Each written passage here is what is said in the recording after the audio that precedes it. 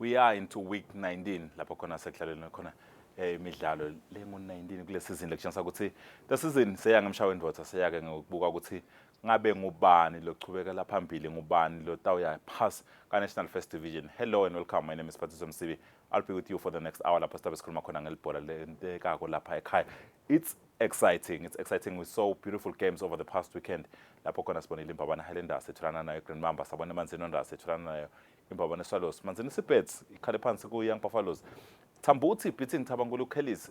The league is getting more interesting etulu na pass.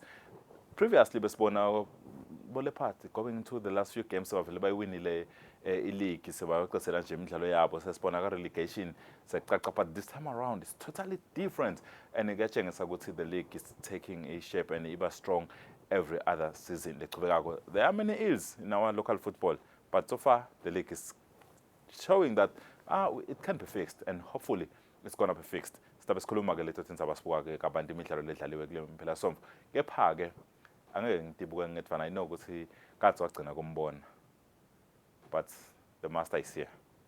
Master, welcome back, bro. And I'm sure ubuya with some energy and ubuya solo wakhuluma ukuthi mawuhamba lana you said Green Mamba is going to win the league.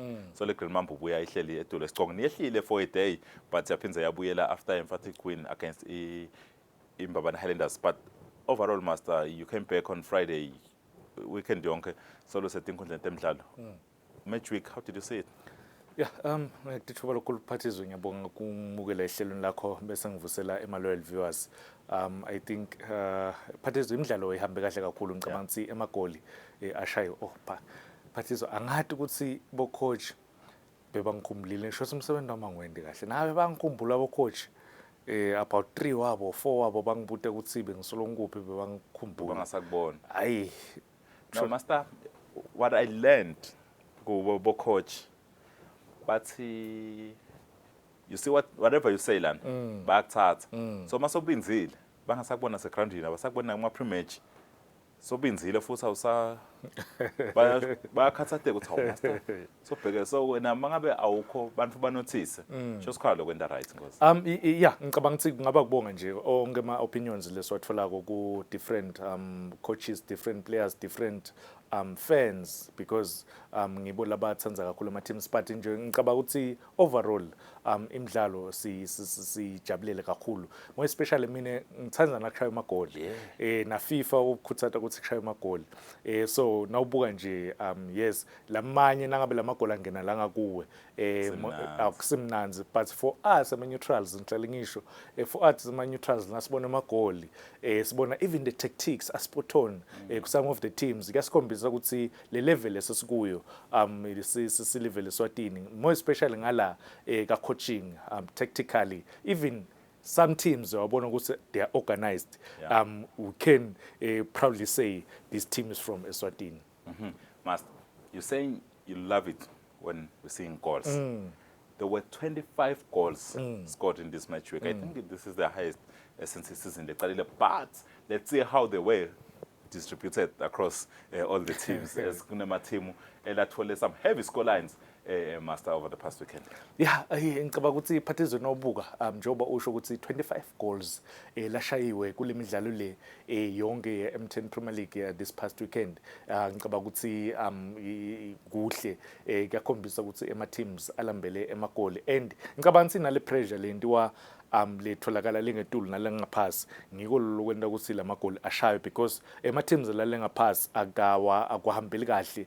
Tabankulu Kellys, they want to run away noma they want to escape relegation. Ngicabanga ukuthi for me nje pick of the weekend, result of the weekend, besides now along two let's discuss in detail. Tambuti versus Tabankulu Kellys, a derby, Tambuti winning against Tabankulu Kellys. Ngicabanga for me that's a game of the weekend. Pirates. But we're going to get into that, Master. I don't want to talk about the result now. But what we're going to do is we're going to take a look at the games. La kona sfinyelele kona Master sakona ukuthi sifike nama camera saw siwathole lawo ma games. Sibuye swa discuss in detail, and then we're going to sum up everything at the end. Kubuka ukuthi ngabe kuhamba kanjani kulawo ma games la kwendeke ngendlela besicabanga ngayo. But first things we're going to do is let's give you the privilege of seeing what we're actually going to be talking about njalo ngabe bonga kakhona khona inkundla zemidlalo asikubonise ukuthi kuhambe kanjani, and then when we start to break down the game you will have known ukuthi okay lapha vele bekuvele kwenteke ka so, and nawe I'm sure uhleli nepen paper lapho while you watching these highlights just take notes ukuthi kambe vele master atakusho at the end of it all ngilokubonile now, but we're going to start with Manzi Rondas and lebethulana nayo imbabane swallows and see ukuthi ema highlights ahambe kanjani, and then after that we're going to hear even still bona bo coach ukuthi ngabe babone kanjani bona kulo mdlalo.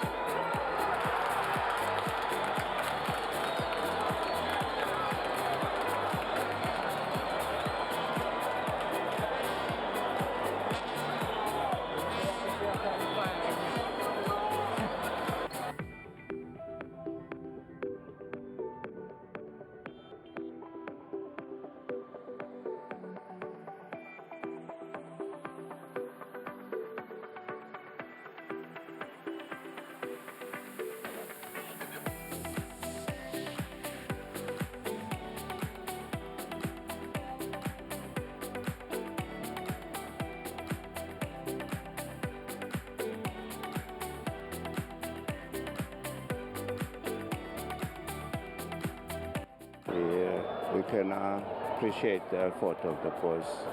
It was not an easy game, but we executed our plan very well, and we took our chances on time, which gave us a breather.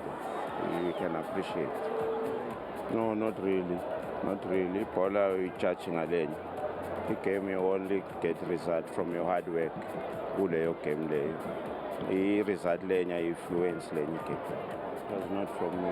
I'm very angry with that, because they took the foot off the pedal, which was not supposed to happen. We can only appreciate. We can only appreciate when they are doing like that, because the team benefits. In the process of them playing well, the team benefits, because chances are that the team will get the results. It was tough, but look, sikhoste kakhulu siconsider ama-silly goals early. 1, 2 forced substitutions, ama-injuries kuma-key players, lento ukuthi singasakhoni noma sesifuna mhlawumbe 85 power singasakhoni kufaka abanye bebasinabo phansi ngilasife khona kungena amagoli la ngicabanga ukuthi beyangamele angene ethimini engangathi early as early as the first 20 minutes they were already 2-0 down, so it was always going to be tough ukuthi sibuye kule game. Nalokuthi sekulimala-ke labo lesithemba ukuthi mhlawumbe bangasibambisa vele kukhombisa kucaba likhulu nyalo nje goalkeeper wethu sowubamba ibhola ngaphandle ngesiphosiso sothola i-rates ezidlala sesiyashoda, so cabanga ukuthi kulama-4 substitutions asendele phasi kunawo konke nje namuhla. Ya kuningi lekufuna sikulungise bhuti, kuningi lekufuna sikulungise, but nakhona still i-defense lesijwayele kuyidlalisa lele yawina 3 games kulandzelana cishe namhla bese kusele emuva, so ama-injuries ngicabanga ukuthi asishayile bhuti wami, lekufuna sikulungise, funa sibone ukuthi singathatha into igcinane. We need to go back to the drawing board and try ukuthi ngabe singavala kanjani bhuti wami. I-relegation singayivika bhuti wami, loko angeke sithini, singayivika, but we need to up our game, double our efforts, that's all. Ngicabanga ukuthi bhuti wami kona kulukhuni, because you always need that second opinion. Ngabe team was tough, but yeah, I'm sure ukuthi management yami iyakusotha lokho. Ngicabanga ukuthi next time around mhlawumbe singabe sesiphelele.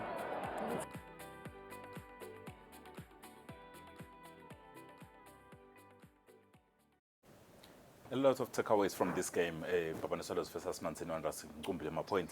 Lo ngawukhuluma ngawo ubuke ukuthi ngabe lapha khambe kanjani, lapha khambe kanjani. But from your point of view, Master, starting from the starting lineup, starting from the whole, when they came out to warm up, the day, Master, for Mansini Wanderers, how was it from your own perspective? Phathezo, I think nangibuka ngisibukela lapha kuma warm ups ngicabanga ukuthi aphuma ama teams kuningi lokufunzayo uma udleli lapha ngaphandle. Kokuqala ubuka how the team iwarm up, the structure sale team. Mansini Wanderers on the other side lo maphisa le team ngu coach Mawelela. Lo is supposed to be a coach, observe yonke i-training i-warm up session yayo le team, bo goalkeeper kude goalkeeper coach lo ba trainako ngala kumbabane Swallows, everything ibonakala ngathi le structures khona. Goalkeeper coach utrainer bo goalkeeper, physical trainer utrainer starting 11, second physical trainer utrainer umaphisa ema reserves. Yes, coach is there uhlelele ebenchini, uya observe ukuthi kwendakala ini. Ngicabanga ukuthi tonke le tinto leto, but ke Phathizo engcondweni yami iMansini Wanderers na decide akhambisa Teresai after the game ye Denver Sundowns. What was the plan?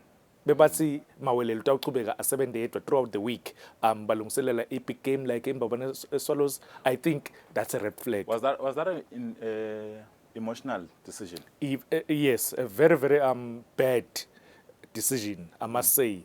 Kwenda i-decision unema emotions, unganyoma emotions, kuyalimatana kakhulu, because if u decide akhambisa coach, I want to believe kusuke khona losuke losokubonile nalosokuxoxisana naye ukuthi yathi ngifuna utosebenta la teamini. Uyalungiselela licala liviki uyedwa, siyambona futhi even during the game uyedwa lapha ebenchini, uyayidzinga i-second opinion njengoba ashilo yena Mawelela. Now let's get into the goals, Master. We saw we're gonna get into the bit of actions. Good, say how did they start about Lamakol Swabon and Lemons in others. Look at this. They had the ball, gave it away, dangerous position, a chance for Mbabane Swallows, a shot on target. Keeper paid it back to a play master Katsi, which I think was wrong, but concentration from Manzinondas as early as kick-off ungathini ngayo. Ngicabanga ukuthi Phathizwe nawubuka from this highlight you understand ukuthi why ngikhulume ukuthi lesinye isikhathi the structure seManzini Wanderers because the way the team imile lapha ekhathe 18 there is a space for Gadlela ngala right and Manyisa usuka from the midfield uthatha onibadlali ungena uthatha leyo shot outside the box yes goalkeeper njoba usho ukuthi abengakameli ukuthi le bhola ayibuyise ekhathi I think the save in my questions but ngicabanga ukuthi the way the team kude involve ngathi i-structure lesicecako at the moment now buka the play yayo iManzini Wanderers cishe onke lama highlights akhombisa because look at this ngala ka right Gadlela uyethwana. uyedwa Gadlela there's no one lo picker these two Mbabane Swallows players inside the box yet bakhona labadlali labalapha ekhathe boxini labathi bona bethe to cover goalkeeper yet ngicabanga ukuthi bebam obstructile nje kuphela into leto lokuthenga ukuthi atlungise coach. Let's take a look at the second highlight, Master. I think it's supposed to be the goal. Yeah, the defending again, Master. Look at the numbers. Emanzini Wanderers. Look at the numbers. The Mbabane Swallows. Actually, Mbabane Swallows is the only team that is sure even go to everyone else was flat-footed, but look at that. So what's the sign? Phathizwe ngicabanga ukuthi even nakule highlight le the way Mbabane Swallows kule game le sihle abesisekhona kuleli goal leli and abekunguye bekaphike Felix kuzama kuthanga gori kule goal leli but for me Tiger kuphakama attempt kudlala le bhola kushintsha yonke le nakuza ngala ngemuva kusihle because ucabanga ukuthi utayidlala yena Tiger wangayithola Tiger Felix being Felix ahlale away ekhathe boxini ngicabanga ukuthi i-experience idlalela enzima because look at him abuka le bhola aka nakuza ukuthi akacabanga ukuthi Tiger nenteka ayidlale le bhola uthi okay mina angihambe ngilwele ku-attack le bhola exactly attack le bhola sihle ngicabanga ukuthi the defending kuye kuzama kustopisha i-cross lengena ekhathe boxini it was wrong abe exciting lelikabi anga attempt ukuthi because kule play le in fact unayisa cross le bhola sihle beka ngaphambili kwa Felix ngicabanga ukuthi bekumele ukuthi yena attempt kuhamba kuzama kuyihlangabeta le bhola ato i-clearish. Let's talk about Felix a bit. What's so special about him? He's getting the goals. What did he change this season? Ngicabanga ukuthi in fact a definition of Felix Felix is a Latin word lesho kuba happy lesho nenhlanhla. Okay. Felix inhlanhla utakhele. Why atakhele Felix inhlanhla? This is one of the things la takhele ngayo inhlanhla. Anytime nangithola space lesincane ngiyashaya. Those late runs lengidawenda ekhathe boxini nangabe i-team i-attacker noma nangabe i-team ifaka i-cross then ngiyajumpa ngiyaheda uyatakhela inhlanhla Phathizwe because look at this ubuka goalkeeper ukuthi ungakuphi and take a shot ngiko leli sihlale sikusho ukuthi a player nayingala ngento yasingala ekoneni le-18 area when there is only one target lo itargetako far post. I'm looking at this, Master. This shot, if you can hold it right there. Yeah, it's still fine there, Master. Look at the number of Manzini Wanderers defenders that will lap boxing. But look at the space between them. So many spaces. So many spaces. Even an attempt to block.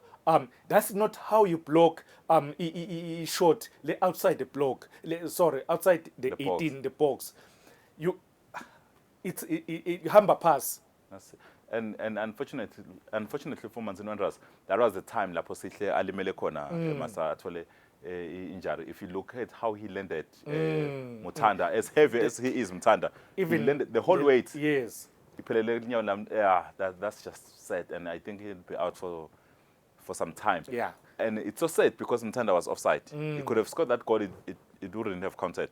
because it was offside. ngicabanga ukuthi even nale reaction ngicabanga ukuthi leli goal liyangena and lokureacta kwakhe sihle because ureacte already asa face goalkeeper wakhe asethuka ukuthi nayi le bhola ibuyela let me just clear it but ke Phathizo iyaye ithi lo mthetho if there is a shot leqhamuka ngaphandle kwelibhokisi one of the defenders kumele ukuthi yena attempt because beyiqhamuka ngala ngentasi azame ukuthi lokungenani ayocover that far post and lokuthi in case ishaya libonza mina sengikhonile ishaya lipali ishaya lipali mina sengibuyile lapho ngito recover goalkeeper wami ulele phansi uzama kwenda isave mina ngiyathatha le bhola ngiyaclearisha eManzini Wanderers Master igcina lapho ichubekile ya attack lapho khona kubuye look isuke goalkeeper le bhola Master the numbers divuma eManzini Wanderers defense but Swallows still yakhona capitalize one thing lana that ball was out. I think this goal la goalkeeper uManzini Wanderers Nyambe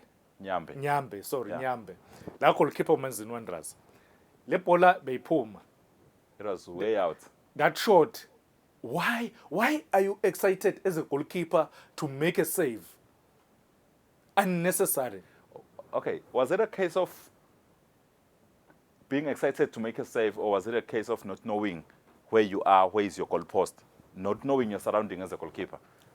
I think as a goalkeeper Phathizo in fact ilpali as a goalkeeper ugcina ulati ngenhloko kuthi mangithatha ema steps langaka la ka right ngime emkhatsini sayiphumile le bhola leyo. Does that happen to an ordinary keeper or a good goalkeeper? A good goalkeeper. Or my basics? Good goalkeeper. Okay. Le tawufaka ekhathi ne coaching. Okay. Besikhuluma ngawo ukuthi during warm up no goalkeeper coach. Bathi umaphela bona. Bathi umaphela. Lokusho ukuthi even nase gymini ngenteka kube bajimisa. Ya phela if akhona uphi namhla uyabona. So ngicabanga ukuthi the way lel goal leli but let's give credit to Neliso. We're going to give credit to Neliso Master. But at the same time, we're going to give credit to the whole team in Minnesota because if you're looking at the way they're scoring their goals, you talked when I go to Felix because Felix had that belief because the Poluta it all. Yes. He went in. So they always chase that lost cause over by it all Master. So I think it's the attitude of the whole team. Phathizo ngivetile the previous highlight ukuthi once kwaba ne shot outside the box follow up as a defender and Neliso Tiger ngeke-understanda ukuthi le shot ngenteka goalkeeper azame kuyiseva ibuye asengihambe ngilandzele le bhola wayilandzela wayithola wacapitalizer walithola le goal ngicabanga ukuthi even if nalama defenders bekende kanjalo anga relax because uma ngithi nawubuka the two central defenders including the captain Mlaba they're just waiting ba flat footed babuka goalkeeper ukuthi utawenda look at after the shot the two central defenders ayema ase okay goalkeeper uyayinda isave umsebenzi wethu sophelile kanzi umsebenzi awupheli ungaboni konke kuphelela look at them in fact 3 not 2 3 bemile lo wenda I follow up is opponent. Yeah, and at this time Master uyabona lapha emva kwelipali ukuthi sihle their trusted defender is being stretched off after sustaining that injury. Very unfortunate for Emanzini Wanderers who's been labeled structure because of one injuries. But of course, you wanted to say something. Bengifuna kushona Phathizo.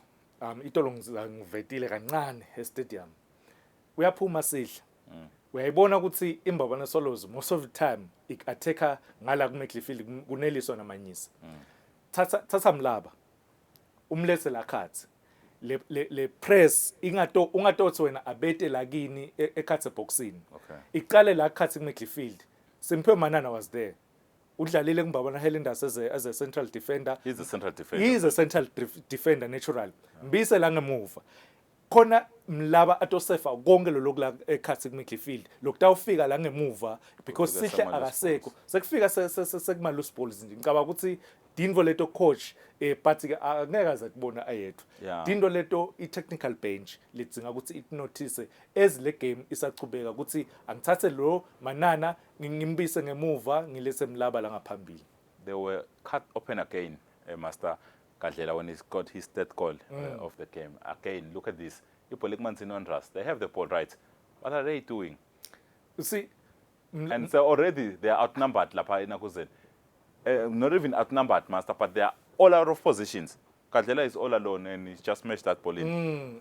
but if ungazama ubuke from the time Mbabane Solos iwina the ball, Mlaba is trying to play from the From the back. back. Yes, uyazama udlalisa Manana. I personally abe off, Yeah. totally off Well, kule game le. you Nalo go in- udlaliswa out of. Last week he was a striker. He was Yeah. playing 9. Today he's back. So yeah, unga understand nakhona. look at this. They had the ball.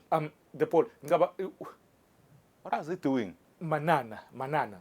And njengoba ngishilo ngathi iMbabane Solos most of them emabhola beyiwawina lamkhathisini ibuye lamkhathisini imkhanza sayedwa kadlela ngala ngentasi. Yeah. I think even nakuleli goal leli, let's give credit to the first assistant referee, Yeah. because beyithathi kuthi be very fast kuthi bangasheshe ayibone, but uyibonile spot on washo ukuthi ligoli, and kube ne confusion kancane kubadlali beMbabane Solos because bebanga believe ukuthi ngilo noma akusilo, lineman noma assistant referee wende kanjani. The pass ya Felix lo munye bekade ufuna kushaya lapha Phathizo, but he decided ukuthi arolele yena kadlela walshaya walithola And igoli. as usho nje uthi lo munye, someone who's chasing the golden boot award, to also say, let me assist my teammates. So it gives the vibes, ukuthi this is a team, not just an individual.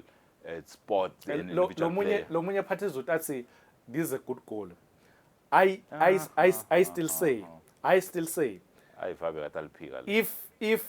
if Kadlela understand ema basics how to shoot ukuleya position leya. You see Felix ngesikhathi afuna ashaya alanga into esingala ashaya ishalpali. That's how Kadlela bekumele ukuthi ayishaye le ball le, because if le ball le if alikangeni Bekade abadlisile. bekade abadlisile. Uthi va bangekalibuke kanenglela. So well sekwaba nabo goal line technology belitavule Yeah, people. belitavule The lisho, whole but- circumference of the, because sometimes lama English lesibuka ngawo master, because from here ulibona ngazo sihlukile. You remember that at the debate last week World Cup, Yeah. ukuthi ibhola beyiphumile bengakaphumi. When Yeah. you started looking it up like this, uyabona ukuthi beyitsinzile la yini. beyilitsinzile, but ngicabanga ukuthi i-clear nasiyibuka ngala kuleli side, Yeah. kuleli side, and the fact that the first assistant referee abe 100% sure, Yeah. ngicabanga ukuthi ngiko lokwende ukuthi nalokunginika mine lithemba lokuthi And you always give the benefits of the doubt to the to the attacking attacking team. team, yes. Yeah. Well, it looks well inside, master. And of course, ayaqhubeke lapho, ayemke lapho igame, iqhubekile lapho khona. And second half, iMbabane Solos, I'd say, master, honestly, I'll say second half iMbabane Solos yathi, okay, we have the goals. Let's take it easy. Let's take the foot off the pedal. Before we sing this goal, master, look at the goalkeeper. Who's in goal for Manzini Wanderers at that time? Yeah, Mlaba, in fact, goalkeeper women's Wanderers, Nyambe, ubambe ibhola ngaphandle kwelibhokisi, wathola i-red card. Did he have any business to be even out? This is the incident lengikhuluma ngayo. Did he have to be there? Why bekarasha? That's why ngikhuluma ekuqaleni nge-excitement Yeah. yekufuna timvo. I've been watching him since afikile kuManzini Wanderers, that first game Prince of Wales. Some of my decisions akhe yambona ukuthi excited. Ngicabanga Where is ukuthi he lana going? there was no need. In fact, la uphuma khona Phathizo ithi lo mthetho as a goalkeeper. La uphuma khona goalkeeper kusuke lo mdlali asaphume yedwa. Then mina as a goalkeeper ngiyaphuma, but lapha there is a defender yeManzini Wanderers le khona lapha lebeta ucover, and naku vele iyazama iclearisha ibhola. Why? And ke labanye ngibevile babuta ukuthi why this was a red card. It's uthi lo mthetho, once goalkeeper waphuma weta kutodlala le bhola waphuma nje lapha, that defender yeManzini Wanderers, because goalkeeper sobalwa as a player, as a field player, that defender letala langemuva sengiyo goalkeeper ke ubambe ibhola angaphandle kwe 18 asangumdlali. And last player. last player lokusho ukuthi ibeka deserve le red card So he denied. goals. That's the question I was about to. Was this a clear goal scoring opportunity for Mbabane Swallows? Was Mbabane Swallows in total control? Kwakhe there. Was he totally in control of the ball, or he was, he still had? Answer nasithi the defender bese Okay. goalkeeper. So Lokusho ukuthi besa can I see the can I see the replay? Must continue. obvious I'm goal with you. scoring opportunity. Okay. Yes. Hence bese kuba i red card. Okay. Ngifuna kubuka master ukuthi as your interpretation of the rules. I'm saying the Manzini Wanderers player is still in front of Mbabane Swallows. So there is no way the player has been automatically switched to be a goalkeeper, the player, because it all happened. It's Swallows by solving a move. Yeah. The Wanderers by solving a bid. But the handball, Yellow card because no, the handball yenteka le defender already sayitala ngemuva. Goalkeeper sota la ngaphambili. Now ibuka desikhathi ayibamba goalkeeper. Look at that. Take it back a bit, back. See, he's still in front. Look, the Manzini Wanderers player is still in front. Look at this. There is the handball, right? Yes. And who's in control of the ball lapha? Mindlula lapha, who's carrying the ball? Is it a Mbabane Swallows player or a Manzini Wanderers player? If it didn't touch that ball, I think Manzini Wanderers, the defender, Manzini Wanderers was gonna get into that ball. beyitayithola le bola. But ke part is, I think again the goalkeeper Manzini Wanderers, why uze sifike lana ukuthi siyadiscussa ukuthi bekakiphi iphosi uyibambelana ibhola ngaphandle kwe-18 uyapi kokucala kwesibili uyibambelana lebhola ngaphandle kwe-18 Ushaya bounce lapho.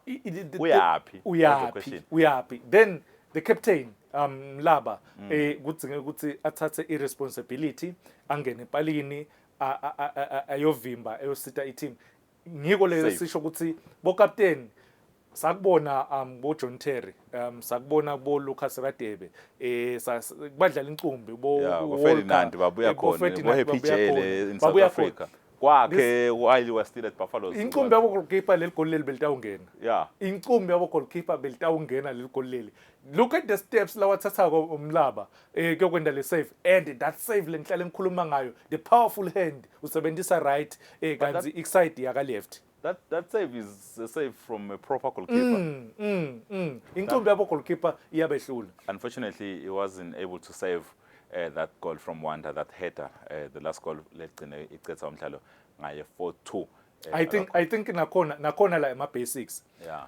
If Mlaba akangena akasonzeli kakhulu kule play wahlala ku position yakhe because engcondweni yakhe Instinct ufuna kuyomark. exactly ngisho kona lokho engcondweni yakhe ithi ngisese i-defender angiphume ngiyomaka yet sengishiye lipali lilodwa. But before we move on, because Stasha's cards ngendlela lengibuka ngayo. Before we move on, Master, why is the shortest player Mbabane Swallows heading the ball alone inside Manzini Wanderers defense box?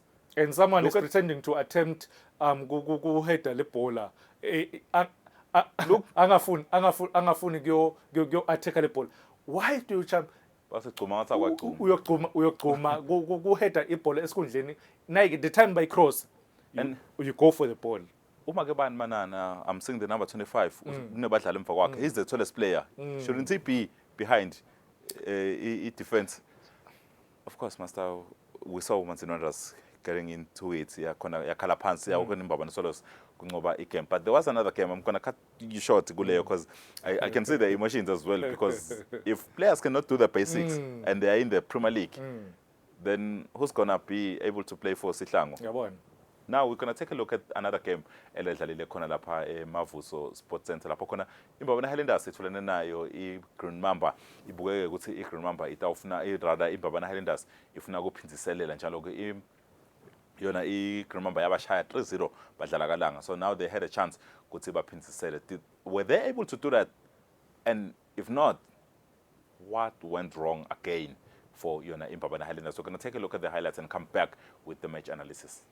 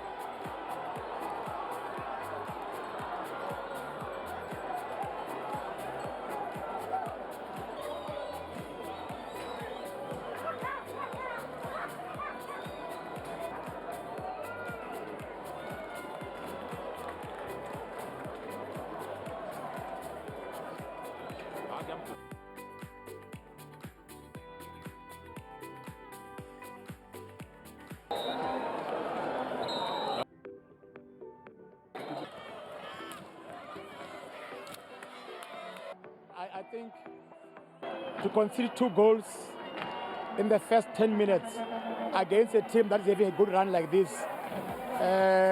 was always going to be difficult. I think when we had the ball, they never pressed us. They never scored the ball. The goals from pressing us or good combination, it's just mistake from us at the back. And then we give 2 silly goals at the back, and then from there it was a mountain to climb. I think you are right. I think you are spot on, because even when we had the ball, they were not pressing us. We were playing very well, but we never really put them under pressure. We never really threatened them. We never really turned their defenders. And if you don't turn defenders, you don't put the team under pressure, you can't take your chances. You can't score goals. You don't score goals, they're already 2-0 down, it becomes difficult. I think firstly, let me say congratulations to Green Mamba. I think they're having a good run. They are fantastic. They have a good structure. I think the coaches are doing a very good job. But we have had very good games. There's always something to fall back on. If we were playing nonsense as a team, I was going to have problems. I don't have problems with my team. I think it's only for us to stop these things of conceding goals early and keep working together as a team. And I'm sure we'll bounce back. We'll be fine. Maybe number 1 is running away, but maybe the other positions are still there to be chased, because it's about 21 points to play for, 18 points.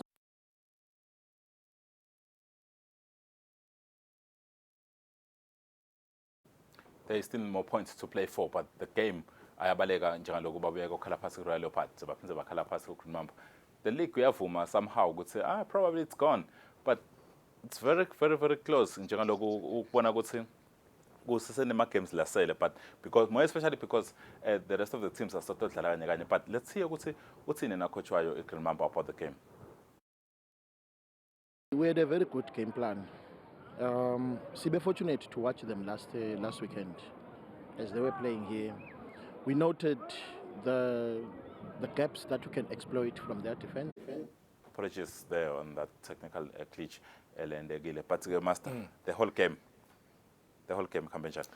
I think nawubuka about teams ngicabanga ukuthi iGreen Mamba deserve ukuthi justify ukuthi why baku top of AM10 Premier League. We understand njoba shito coach wayo iMbabane Islanders ukuthi the structure is there, the players are there, the way the team is set up. Ngicabanga ukuthi even nalama games ayashiyana. Ngihlale ngisho ukuthi not every game utai approacha the same, because nawubuka indlela iyona iGreen Mamba both teams, because ubuka as much as ungayibuka i-defense uyibuka i-midfield.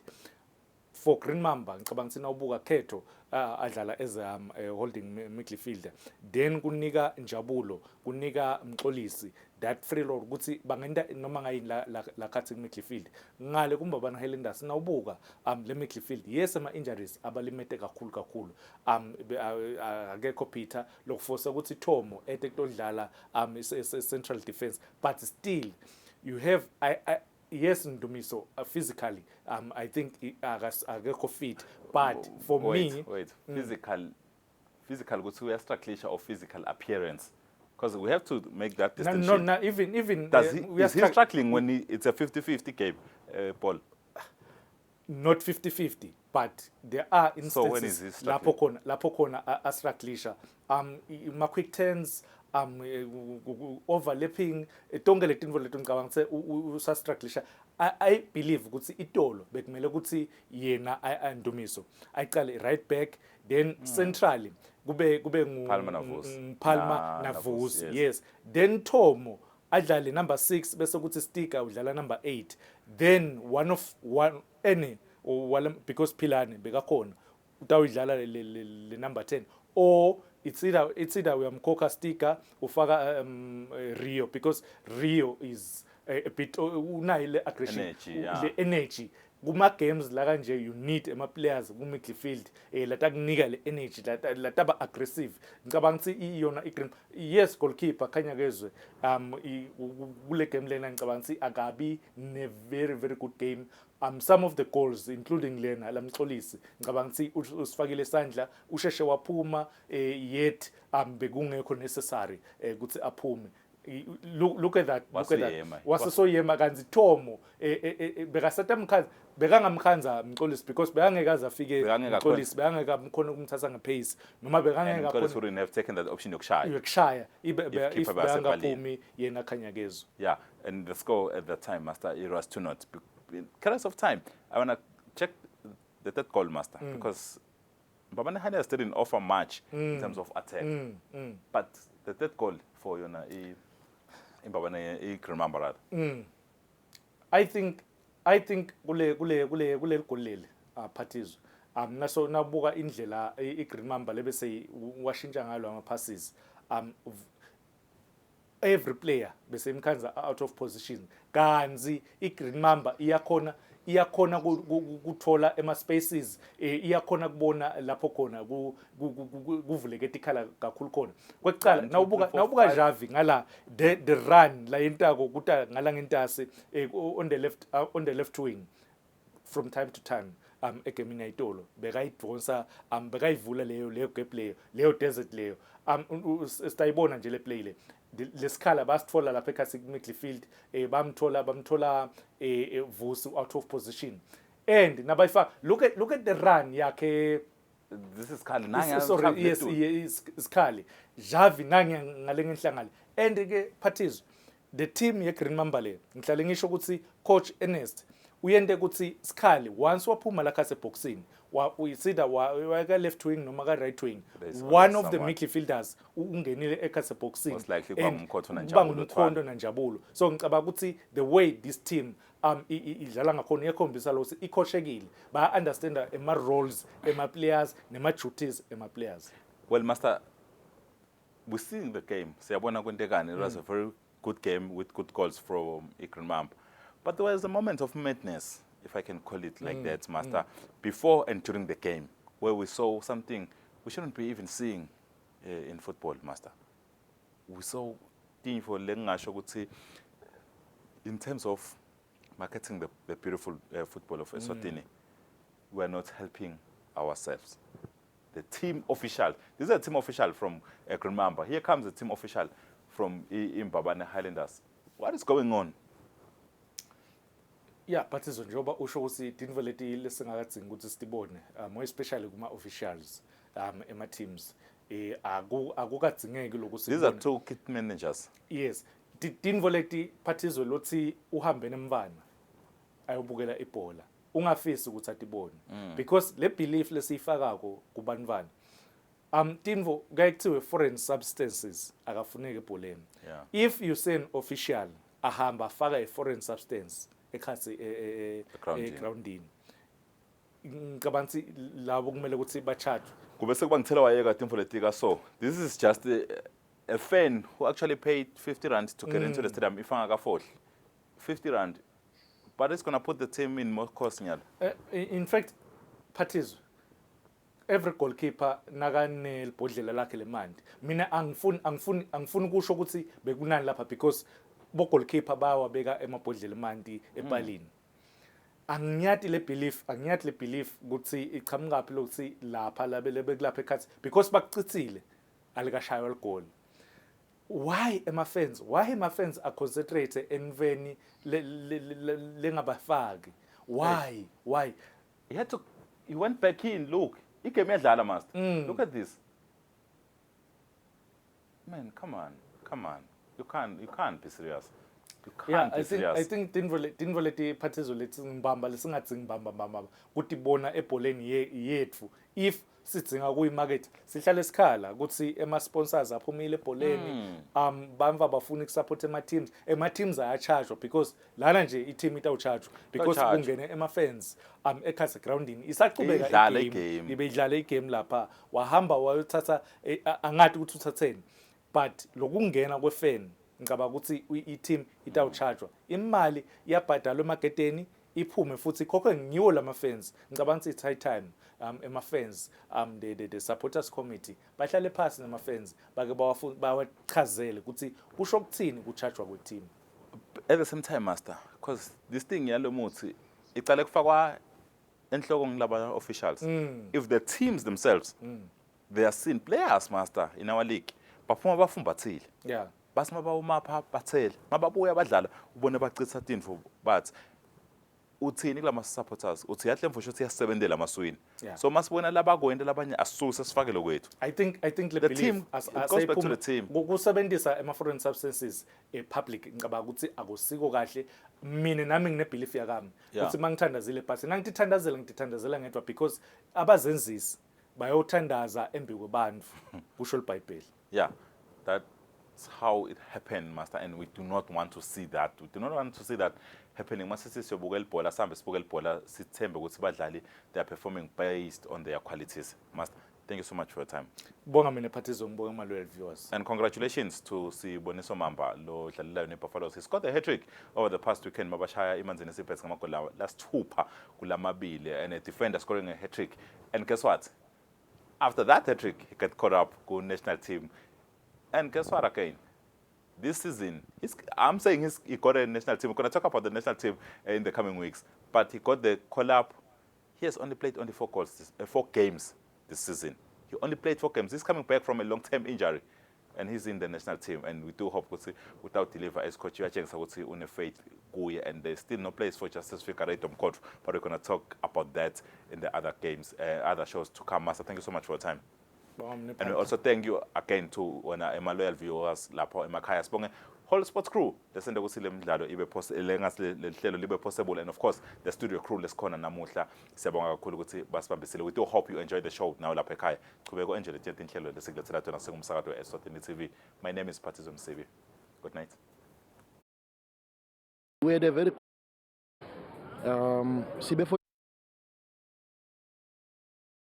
playing here.